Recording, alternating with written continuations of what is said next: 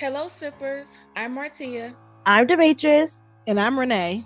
and welcome to today's episode of Sip and Unwine True Crime Podcast. Hey, ladies. Hey, sippers. Hey, Whoop, whoop. sippers. Hey, ladies. How are you guys? Hey, beauties. We're How are back y'all for another doing? episode. I'm doing good. I'm Ready to get great. into some I'm great. crime. Yes, I'm Yeah, I'm loving these True excited. Crime Tuesdays. Yep. Yes, indeed. That's my favorite day of the week. So I'm happy to be back. I'm always excited to record with you ladies. But this month, the month of December, if you sippers didn't already know, Sipping Tell on them. Wine True Crime Podcast has a theme for the whole month. Yep. So this month, we're shining the spotlight on true crimes that became movies. Today's case has at least two movies that were made that I know of. One of Hmm. them is called Honeytrap, which at one time was on Netflix, and the other movie was titled My Murder, which I think was only released in the UK. So I Okay. actually watched Honeytrap a few years ago, and it was pretty sad. Have y'all heard of those two I movies or actually watched them? haven't. No. Okay. I'm writing that down. Honey Hmm. Trap. Yes. With that being said, ladies and sippers, today's case is going to take us back to the year 2008 and over to South London. And this is going to be the disturbing case of Danny McLean and 15-year-old Samantha Joseph. And the victim in this case is 16-year-old Shakilus Townsend. But before we get started, who has our drink that we're sipping on for this episode, ladies? Okay, sippers, that'll be me, Demetrius. Okay, sippers, we're drinking on this cocktail called the Bishop. That Ooh. sounds real official though too, but it's really It, good. sound, it sounds It sounds I feel official. almost sound like official we're sipping going to on it. church. We're going to church. Yep. Okay, so in the Bishop, we're gonna also list the ingredients, guys, but this has a little bit of rum and red wine in it, simple syrup, and also freshly squeezed lime juice. So it's really good. It It's is. easy to It's make. Easy mm-hmm. to make on the rocks. I love everything on the rocks for me, Yeah. everything on the rock. It's called the Bishop. All right. So are you ladies ready for me to get into this case? I'm ready. All right. Oh, So I don't know. Let me get my pen and pad ready. Let me take some notes. I don't Girl. ever take notes when y'all have your cases or whatever, but I do What? feel like I gotta mentally like prepare for the Right, case. right. Especially for Demetrius's. Oh, Oh, Exactly. send I hers off the agree. chain. all right, I'm ready. I got my pen and paper. Let's All go. right. Before I get into the details of this case, I did want to give you all a quick synopsis on the actual movie, The Honey Trap, because that's, like I said, out of the two movies, that's the one that I saw. And the Honey Trap movie was released in October 2014. And like I said earlier, the case itself was set in South London. So the movie was also set in South London. And it tells the story of 15-year-old Layla, who sets up a boy to be killed. And that boy was her friend, and he was in love with her. So in the movie, Layla moved to South London from Trinidad when she was a teenager. She went to go live with her mother, who had abandoned her when she was younger. So she was living with her grandmother at whatever time frame they said, okay, it's time for you to go live with your mom. And she did. Layla is instantly swept off her feet by a guy named Troy, who was a local gangster rapper. While she was dating Troy, she gained a certain level of social status in her neighborhood, but she also became the target of envy from other young girls who were jealous of her relationship with Troy. Because as you can imagine, in the movie, they had Troy painted as this really popular guy. During this time, she became friends with another young man named Sean, who ends up being one of her only true friends as she was going through these different changes with her boyfriend and the girls in the neighborhood and things like that. So Troy breaks up with Layla once he finds out about her friendship with Sean, and she's devastated. But in her mind, Layla is thinking, I'm going to get my man back. The problem is she used Sean as a pawn in her deadly game. That's all I'm going to say about the movie for now, ladies. So if you want to know what happens and how it all plays out, you have to go and watch it. The writer and the director of the film, her name is Rebecca Johnson. She did say that while the film is inspired by true events, she didn't want to be bound by the huge responsibility to actually depict the real characters that were involved in the case or the real people that were involved in the case. So she said that she did want the movie to feel authentic. However, she decided to add her own personal elements into it. So just keep that in mind if you do watch the movie. It's not an exact depiction of what took place. And just a note, the source for the synopsis is a website called squarespace.com. So I want to make sure I give credit for that. So are y'all ladies gonna watch that movie? If it's a scary movie, no. Oh yeah, I'm gonna watch it. I already I'm took a notes. punk, but let me hear this Well, story and then I'll let you know. I'm a punk with you, so Mm. trust me when I tell you I'm not gonna encourage either one of y'all I to can, watch no I scary cannot movie. believe Mm. this. Y'all are not no punks. You already I know I am. It's am. okay though. I'm okay with that. Okay, all right. So yeah, Mm. it's not a scary movie, but it is definitely sad. But I mean, we're dealing with true crime, so all of our stories Yeah. are going to be sad. Now, what I'm going to get into is not going to start from like the beginning. It's not going to give a whole bunch of background information because if you do research on the case after you watch the movie or even beforehand, you're going to see there's limited information about the people that were involved in this case. I just want to go ahead and put that out there. Okay, ladies and sippers, imagine being a 16-year-old young man and being in love with a 15-year-old classmate who ultimately lures you to your death. I know for me that is unimaginable. Like it's at that age, I mean, there's a lot of things that we get into, but at the same time, 15 and 16 years old is still a time frame of what should be innocence as far as I'm concerned. So just starting it off like that to give you the background. A 16-year-old man in love with a 15-year-old classmate who ultimately lures him to his death. So sad. Well, that is exactly what happened back in July 2008 in South London. Samantha Joseph, who was 15 at the time, and 16-year-old Shakilus Townsend were good friends, and Shakilus was smitten with Samantha. Apparently, Shakilus and Samantha were in a 1-month-long relationship behind the back of Samantha's 18-year-old boyfriend, Danny McLean. Even though the relationship was only for the length of 1 month, Shakilus had apparently told his mother that Samantha was, quote, his future wife. He had fallen in love with her just by being her friend and eventually becoming her boyfriend. Samantha allegedly told her friends that she was, quote, never really bothered by Shakilus, even though she knew he would do anything for her. So judging by that, the feelings were not mutual on her end. Eventually, Danny would find out about Samantha's other relationship, and he decided to break things off with Samantha when he found out that she was cheating on him and two-timing with this other young man. Samantha was so obsessed with Danny, and she pleaded for him to take her back, but he would not. Danny basically was like, if you want me to take you back, if you actually still love me, you will set up Shakilus. And Samantha did agree to do so. Now, later on in court records, Samantha did say that, or she tried to say that when Danny said that he wanted to set up Shakilus, Samantha was saying that she had no idea that he was going to try to kill the young man. She just thought they were going to beat him up, fight him. She didn't know exactly what was going to go down. That was her plea to the court when they finally went to trial for this. But as I stated, Samantha was prepared to do anything to get back her ex-boyfriend. So she went ahead and set up her, as the article stated, unwitting lover. So on July 4th, 2018, Samantha was telling Shakilus, let's go see my cousin. Let's take a bus, go meet up with her, go hang out for the day. And he was excited about that. So that's what they did. And there's actually some footage of them riding the train together. And you can tell that Shakilus had no idea he was being set up. And he probably didn't even have any inkling that something bad was eventually about to happen. Meanwhile, it shows Samantha, she actually had on a see-through dress that day, walking around, holding hands to the bus stop, on the phone while she was riding the bus. And during the ride, while they're on their way to wherever they were headed to, because it was not Samantha's cousin's house, Danny and a few members of his crew were waiting with knives and bats in their hand. And fun fact, if I'm not mistaken, over in London, and I'm not sure how far this rule spans, I'm not sure what the laws are everywhere, I think that guns are outlawed over there. Yes, they are. So, I think even the cops don't even carry it. Okay, yeah. In certain districts, I'm trying to think of how it's over there. It's not, we say counties and state. I think they call them like districts and stuff like. But yeah, they're not even allowed. Yeah, so they'll have situations where they're gonna hold somebody at knife point, not gunpoint, and all that kind of stuff. That's great. Isn't it crazy? I don't know. Shoot me. I don't know if I want to do that. Well, I mean, get it over with because to get stabbed. Oh my god, a paper cut hurts me. Okay, go on. I'm sorry.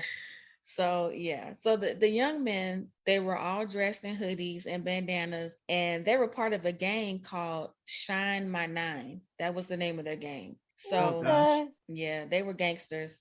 So that would be the difference between the true story and the movie. This young man, Danny, was not a rapper, at least not one that was popular like in the movie, but he was a thug slash gang member though.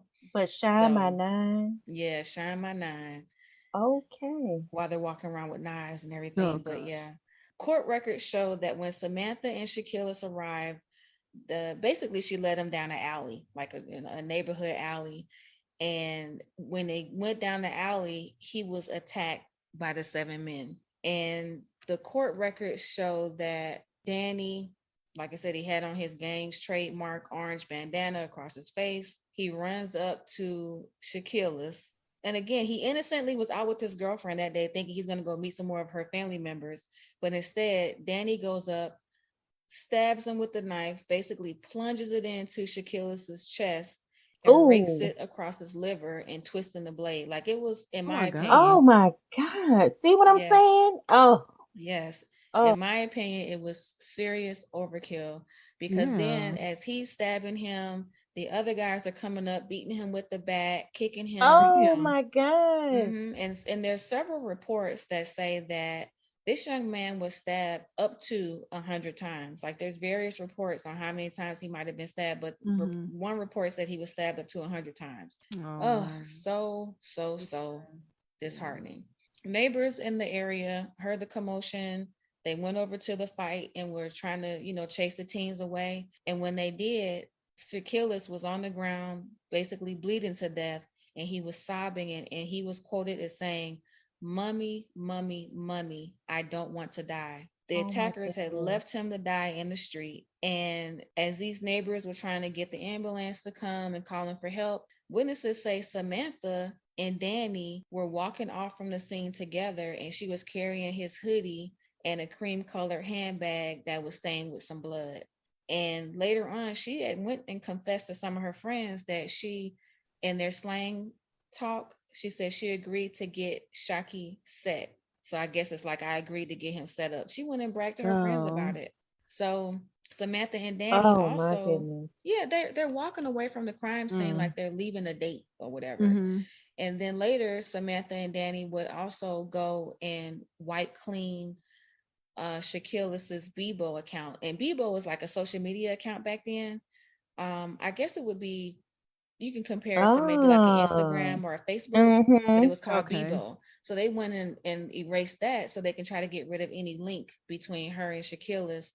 But Shakilus's friends, I guess by that time, like they say, the streets talk. So people had already heard about the crime, what happened. They Wow. knew that she had something to do with it. So they got on their own accounts and started bashing her, like calling her the Oh. B word. He really loved you. How could you do him like that? So it was just so crazy.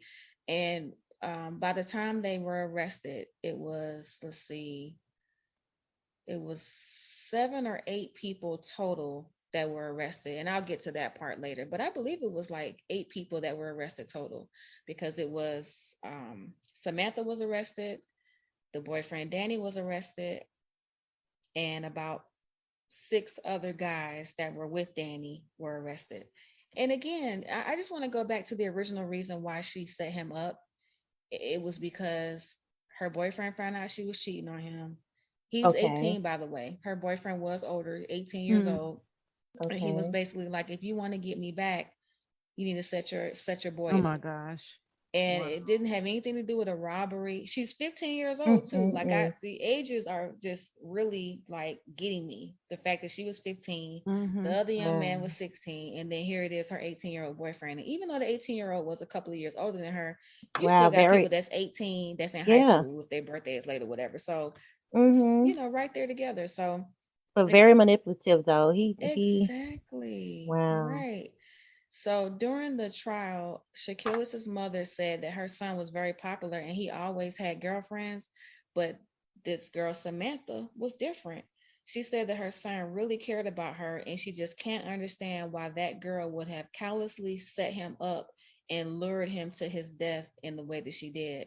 She said she will never get the chance to see her son grow into an old man or see him get to live his life and have a family of his own. And so, like I said, there's pictures of these kids online too. And The young lady was very beautiful. Wow. The young men involved were very handsome. And if Mhm. I didn't know they were gang members, I would not even have guessed it. Wow, that is That's crazy. sad though, And especially because they're That so young. is. It's like mhm. the reason behind it is just even more And if y'all watch the stupid. movie The Honey Trap, like I don't know how if the two movies are alike as Mm-hmm. far as how they tell the story, but I Okay. know the Honey Trap movie, it shows a cute love story. There's a backdrop to it, Wow. of course, but yeah, it's just really really sad. So all the teens accused of Shakilus's killing were given custodial sentences because of their age. So the names of the accusers are going to be the last names, right? One of the teens, last name Joseph, was sentenced to 10 years in jail. Another young man, last name McLean, was sentenced to 15 years. Another young man, Mr. Thompson, Andre Thompson, who was 17, he was given a minimum of 14 years. So there are some other gang members.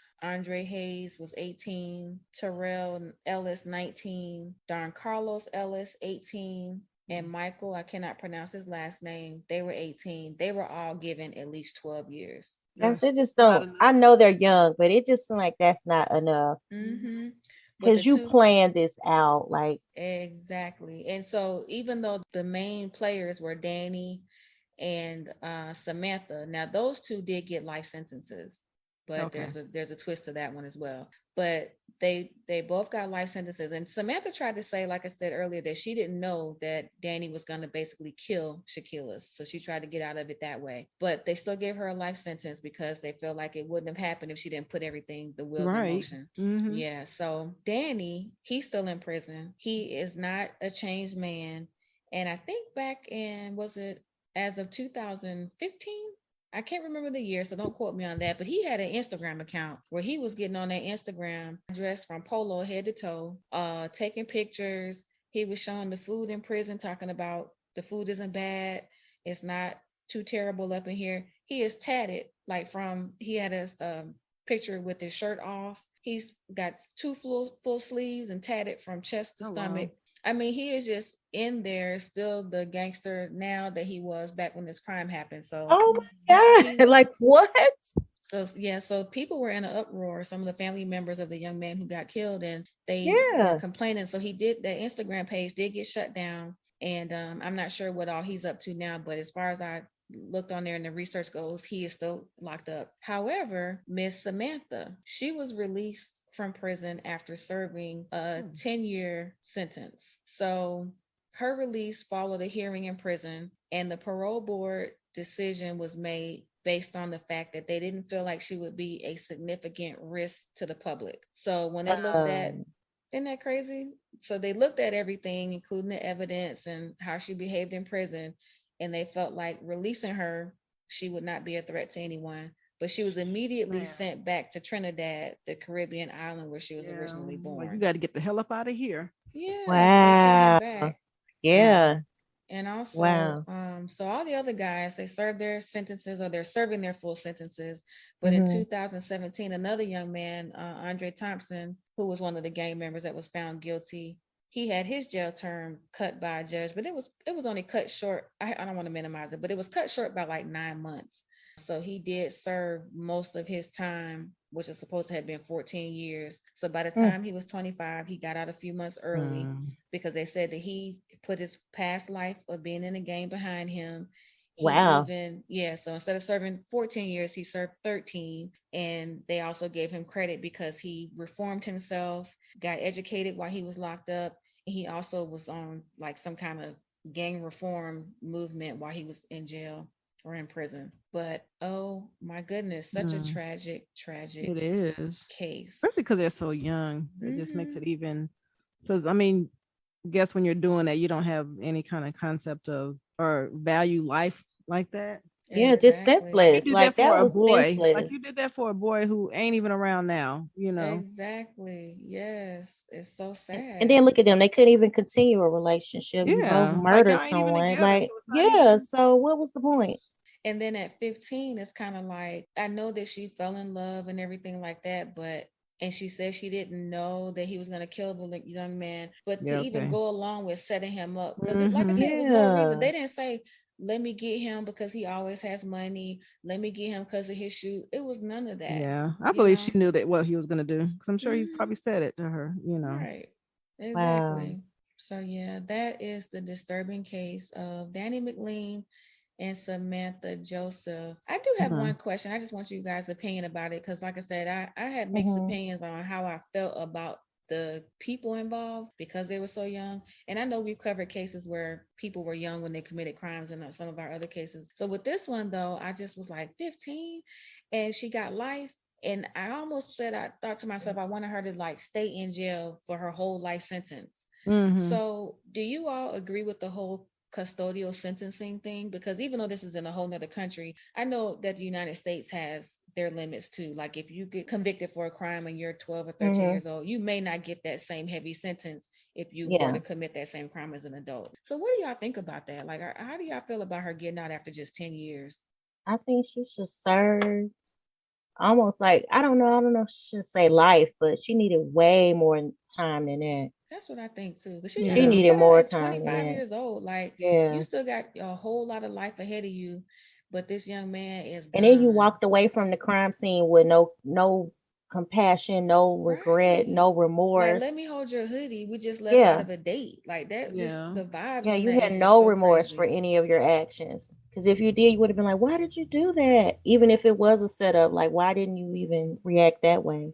Yeah. Exactly. Yeah. Like What I you think, mean, like Renee? 10 years as for a 15-year-old, Mm-hmm. I would think maybe 10, 15 years. I would think that that would probably be enough. But then after that, I would Mm-hmm. sentence her Mm-hmm. to something crazy like 20 years of probation or whatever they consider, whatever Gotcha. they call it there. And you have to check in every 3 days or something, something really insane where it's just Yeah. like you have to be on the line. You better take a drug test. You got to take all this. You got to be in school or you got to, Right. get your degree in something. You have to consistently have a job, like something because I don't think that they Mm. should like her whole life should be thrown away like life like for her to get like life Yeah, at yeah, that I think age. life I don't was think too that, but much, but at the end of the day, she needed yeah, way more time than that because there's no way that you yeah, felt any remorse. Even still, she probably doesn't. yeah, because I mean thinking back at 15, I mean like I've done Yeah. some dumb stuff at 15, wouldn't want to pay the rest of my life for it, but still for the stuff that she did, I think those years are fine. But then I Hmm. also think with some kind of supervision afterwards Yeah, because for a I and long time after, I you know. agree. We do some. We have done. All of us can say we've done some crazy things when we were younger. Hmm. But Hmm. I don't know. I think I just felt some type of way about this, and I feel like this about Yeah. any murder. I feel like if you do something Mhm. crazy, maybe an attempted murder, like okay, well, the person didn't Yeah. die. You probably learned from your lesson on that, Mhm. and you sat there and thought about it for 10 years. Hmm. But in this case, that mother is never gonna hug her son again, Right, and I right. No. feel like them young people should have served way more than 10, 15, 20 Yeah, because years. that was senseless. Like you were very heartless with that, and she it sounded like she didn't try to intervene and scream and say Mhm. no, don't do it. Exactly. I don't know. That just, yeah, she needed more time. All of them really did. I mean, whoever, all the, what, eight, seven, eight people? Yep. And by all accounts, they said the young man that got murdered, like even though his mother, that is his mother, she's going to be biased. Like no one had anything bad to say about him or paint a negative picture of him when Yeah. it was time to have this trial. They weren't saying he Wow. was in a rival gang. They weren't saying he caused any trouble. He just was really smitten by this young lady and Yeah. fell in And she's love. the one that cheated and he took it out on the guy. Like, Mhm. what?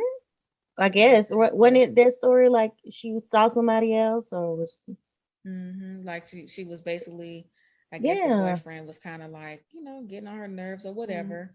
Yeah. But it's just again, that's something that we do when we're young too. Like who stays in a committed relationship at 15 years old? And for those who do, you're gonna have Yeah. your ups and downs, not knocking Mhm. it. But anyway, I Yeah. just want to get y'all opinion on Wow, that. that was very interesting. I can't wait to see the movie with that because, Mhm. wow. All right, Mhm. ladies. Well, it's time to close the book on the case of Danny McLean and Samantha Joseph. All right, moving into our next segment, I want to do a missing persons case. All right, so today's missing persons case is going to focus on LaQuanta Riley. LaQuanta Riley was last seen getting into a dark green Ford Taurus or a Chevy Caprice on the night of December 7th, 2003 at her home on Southwick Drive in Alabama, Montgomery, Alabama to be exact. It's unknown who or how many people were in that car with her. And about a week after her disappearance, her mother Pam said that she received a disturbing voicemail message and that her 19-year-old daughter could be heard crying out, "Leave me alone," or something to the nature of "let me go." And Pam said that she heard a man's voice saying LaQuanta's name before the message ended, but there was no further contact What? after that, no evidence of who that man would have been or could have been, and she has not been seen or heard from since. Usually I'll read off any physical appearances or what have you, but I'm going to save all that and put it on our Instagram page, Sippers. If you've heard of this young lady, LaQuanta Riley, if you've seen her or know what may have happened to her those years ago, back in 2003, please make sure you call the Montgomery Police Department with any information regarding her disappearance. Their number is 334-241-2651, or you can use the number 334-241-2350. So yeah, pretty sad. Okay. Wow, that is sad. Oh man. All right, so our next segment, ladies, are y'all ready to move on into a lighter topic? Oh, please. Okay, I'm nervous. No, you don't have to be nervous for this one. This is going to be Okay. a take another sip. So Okay. we're moving into our take another sip segment where we discuss something that either caught us off guard, surprised us, maybe it made us laugh, maybe it made us mad, but either way, it made us want to do what, ladies? Take another sip. You better All right. take that sip. And get that Jesse Smollett. Oh Lord. Oh Lord. Oh Lord. Oh I Lord. said that's the one. Girl. Oh Lord. Girl, he up You there thought about spreading it? it wide. Spreading it wide. Okay. Girl, because you know what? He's spreading it wide. He's spreading it wide. Spreading it wide. All right. Tonight's Take Another Sip is going to be about Jesse Smollett. I wouldn't say that. I like him a little bit, but I don't like he's he- just tripping right now. he's a horrible actor, so I don't care who comes You for think me. he's a horrible actor? Oh man, his sister acts way better than him. He sucks. Okay, I'm right. I ready. like him. I mean, you know, I hate that he's going through these different things that he's going through right now. But he did it to his Okay, I'm sorry. Have y'all heard the latest update on his case? I've just heard a sprinkle of some things here and there. So, girl, catch me up. Well, according to Vice News, here's the title of the article about Jesse. Oh. It says Jesse Smollett testified he did drugs and masturbated with his attacker. Let me take a sip. Let me take one too while we at it. Oh my gosh. So the article says that Jesse Smollett's defense has tried to paint the brothers that he's accused of hiring to attack him as untrustworthy and having a personal vendetta. So Jesse Smollett finally took the stand in the bizarre trial on Monday and testified that he once masturbated with one of the men he's accused of hiring to attack him for attention. Smollett said it all went down during a visit to a bathhouse with the man's name is Abimbola Asundaro. And if I'm not saying that right, then I'm just not saying it right. But anyway, this is one of the two brothers that Smollett is accused of paying to beat him up, yell racist slurs, and pour bleach on him back in January 2019. So according to Jesse, he said they went to the bathhouse alone. They got a private room, and Smollett said they made out a little bit, but this time, which was their second time at this bathhouse, they masturbated together. Smollett also testified that after he met this man at a club, they also made out that night and did drugs at another bathhouse experience in the Boys Town area, wherever. Do y'all know where Boys Town is? I've heard of that area, like from different reasons. Oh, okay. So and reading different articles, but I don't know. Like, is that like out of the country, or is that in?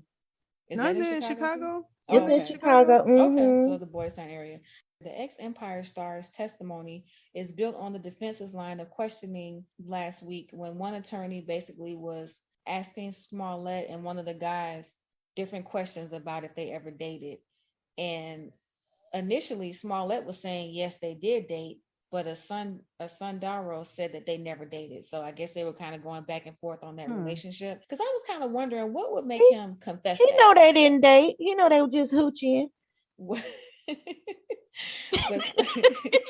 I guess in the court, that's considered having a relationship. I don't know.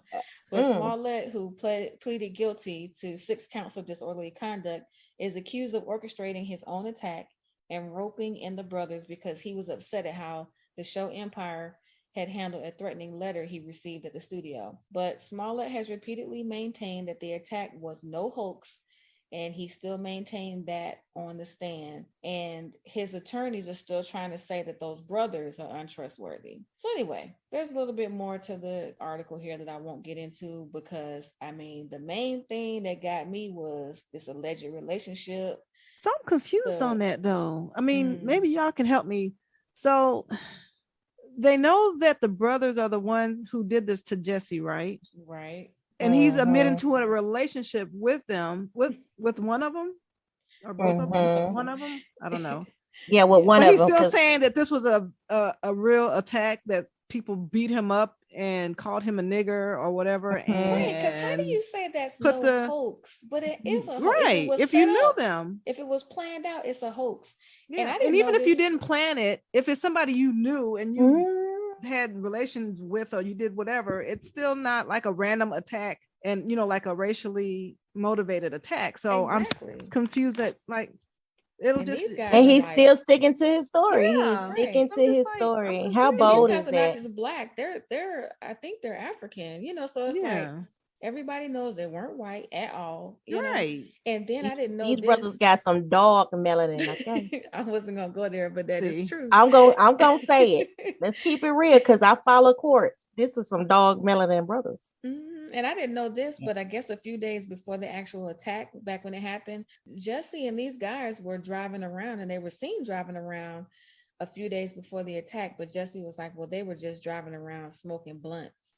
But still, like, but then they attacked you a few days later, but you didn't know it was them, and then they called you. They put a noose around your neck because. And don't forget now, it was details. They were white guys with MAGA hats, and they said I forgot about that part too. Yeah, yes, don't forget because I'm following that very closely. Yeah, so if we've already established that it's exactly. They did it, then that was the whole lie. Then case closed. I mean, all this other stuff. So they're wasting taxpayer dollars. Right. These cops are just mad, and they want all his stuff out there. They and mad. I mean, that was mad. Everybody wants money. But that was his choice to say the M word, the masturbated part. That was his choice to get detailed like that. He didn't have to. Right. And he's facing up to 3 years in prison for this whole thing, by the way. Now, some of the experts say it's unlikely that he'll spend any time behind bars. But now, this is just me kind of going off track a little bit. But crimes have been blamed on Black people for years. And this is one crime where it's like, okay, they blame this on a white, So in other words, let it go. Yeah, like why does it have to go into like jail time? I think it's because they were really hurt. They were really mad. Like the city was really upset because they acted on this. They put a lot of money behind it. And you did. You and then they see it's a whole in man hours though. Think about that. If I put there's so much other crime going on in Chicago, they can focus on so many other things, but they putting their resources on nailing him. Right. So this is personal. Well, not only that, I feel opposite of you. I feel like if we use police resources to help find a celebrity's claim, they put in manhunt hours for that, and then kind of found out it was a whole. I'm taking you down too. I want everything from your toenail, your left pinky. Like, man, why don't this go away already? Like, my thing is, why don't you show that same level of effort on somebody else that's Black or brown that was murdered or something else that happened? Exactly. How about that? That part, exactly. And we all know that ain't no new news. They got a lot of crime happening in the Chicago area. Right. Oh my goodness. And they don't, move heaven and earth just to go find this person and get a task force and all that. They just when it's celebrity status and he crying on all the TV networks, they were after me, and it wasn't even nobody after him. But I mean, I'm coming for you too because you up there, you lied. What if that would have been something true though? Do y'all feel like his career is ever going to recover from this? Because I don't think he's been canceled per se, but it's almost like, when are you gonna? How are you gonna ever get another job? Yeah, like you're a liar. Like, no, don't nobody really like. Why would you even? Why would you even do that? And now you understand. Okay, yeah, we was at the bathhouse, and okay, yeah, we made out. Why? I mean, I guess my thing too with that is like, why couldn't you just say, well, we did have a fling. We messed around a little bit, but I don't think I'm going to go into detail though. Well, a couple of lawyers I was listening to, they were like, they shouldn't even put him on the stand. They should have said no. Because he's really not helping his case. Right. And further letting everyone know, oh, I knew them and I made it up. Like, why? But I was surprised at how deep the relationship was. And what's funnier to me is the fact that I know when I first saw this article, I did give Vice credit for reading the article, but I saw it somewhere else. And the comment section was off the chain. I mean, you know how sometimes you just immediately will read whatever you read and go straight to the comments. This was definitely one of those posts where it was like, let me go see what the people in the neighborhood is saying. I'm guilty, because as soon as I see that title, I'm like, let me see. Exactly. I mean, when I tell you them people, it's some funny people on the internet. They had real mean people on the internet. Yeah, exactly. But they forgave Kanye West, so I mean, he's making a killing. Well, his fashion line and his music. So, well, the public forgives Kanye every 3 years, so I don't know if he counts. He come out say something. He absolutely does count, because I see people that's in an uproar about Kanye 1 minute, but got them Yeezys on their feet the next minute. Right? And then when he come out with music, they be the first ones to download. Yeah, it's like, get out of here. Him, selling out his shows. Support none of his stuff. Yeah, I can't say that I'm not supporting him, but I've just never been a big Kanye fan. But I ain't me neither. I pulled up the Yeezys to look at them tonight. Like, they were the ugliest shoes in the world when I first saw them, and then it's kind of like I'm looking at them like, girl, his clothing line. Have you seen that? Girl, yes. Trash. It is, right? That's how I felt. But guess what? He's a billionaire. Somebody buy that stuff. Somebody's purchasing. But again, he's a public figure. So if we ever think about, like, in our personal lives, what is it about Martia that if I released it, would people be vilifying me for, right? So I try not to hold grudges on a permanent basis, because we're all humans. We all make mistakes and we've all done some bad things, right? Yes. So, I mean, I'm guilty. Me too. I mean, shoot, it's a lot of things that I am not proud of, but I'm not a celebrity, right? But when you are, the scrutiny is there. So that's kind of how I see this case with Jesse. It's like, man, is he going to ever recover? And I hope for the sake of his mental health that he can get to some point in his life where this doesn't haunt him. Yeah, I hope not. All right, sippers, this is going to conclude this episode of this week's Sip and Unwine True Crime Podcast. Oh, so please make sure. Exactly. Like, I'm sitting up here trying not to finish off the ending because I know. And then he made chicken noodle soup. And then I'm going to share something with the sippers then that I will probably put on Instagram. So this weekend, on Saturday, me and my daughter are getting matching tattoos. Ooh. And I'm excited, but I'm also kind of scared, because of the pain. I just want to get over that part. And I will post it on Instagram for you guys to see. I mean, like, what kind of? I don't know. I think we're gonna get like some kind of butterflies, and then we're gonna get the same butterflies, and I'm gonna get like her name on mine, but my name won't be on her. That's adorable. So I can't wait to see that. Now. I can't wait either. Girl, I can't either. It'll be nice. Yes, if it look good. If it don't look good, then and y'all don't see it on Instagram. Looking at y'all. Look, if y'all don't hear from me or or you don't see it on Instagram, y'all, that means that it didn't go as planned, and I'm mad. We need to get an SNU tattoo right on. We got to come up with a follower count for that. Like when we get to a certain number of followers. It'll forever be with us. SNU. SNU. Y'all don't see my face, but yeah, we need to set a follower count and see if that will happen when we get to a certain number of followers. All right, when we get to 12 people. Shut up. That's funny. All right, sippers and ladies. Man, we extended it and it's still too soon, but I do appreciate my ladies that I host with. They really did their thing this evening because we had a few little technical difficulties. So on this episode, ladies, I want to thank y'all for being so flexible. And I'm out of the bishop right now. Yes, but this concludes this week's episode of Sipping on Wine True Crime Podcast. Please make sure that you share this episode with your friends. Follow us on all social media platforms. We post our content, and make sure that you hit that alert button on Instagram so you can be the first to know when our new episode is uploaded every single True Crime Tuesday. And like, comment, share, and subscribe.